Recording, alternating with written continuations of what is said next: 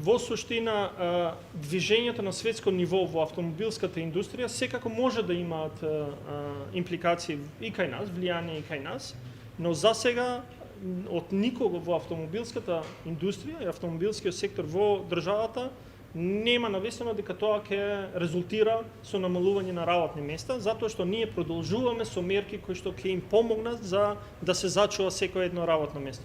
Но треба да запомниме дека јануари во нашата држава не е толку лош колку што го покажуваат.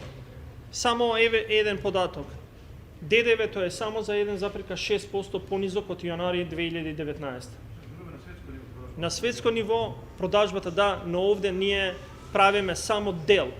Например, на светско ниво имаме проблем со една суровина во автомобилската индустрија, а тоа е микрочиповите.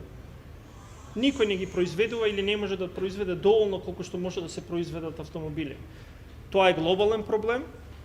До сега странските инвеститори кои што се во тој сектор нема докажано дека тоа ќе значи намалување на работни места. И затоа би сакал на јавноста уште една друга работа да им биде битна.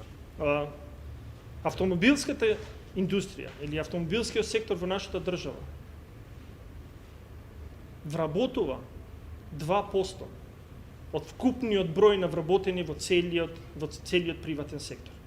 И затоа, кога поставуваме прашање, треба да видиме дали 2% на вистина се клучни за обстанокот на економијата. За нас, секое едно работно место е клучно и правиме мерки за да го заштитиме. Но ние треба да зборуваме за 100% од економијата. Да видиме да целата економија издржи овој период, кој што е тежок период.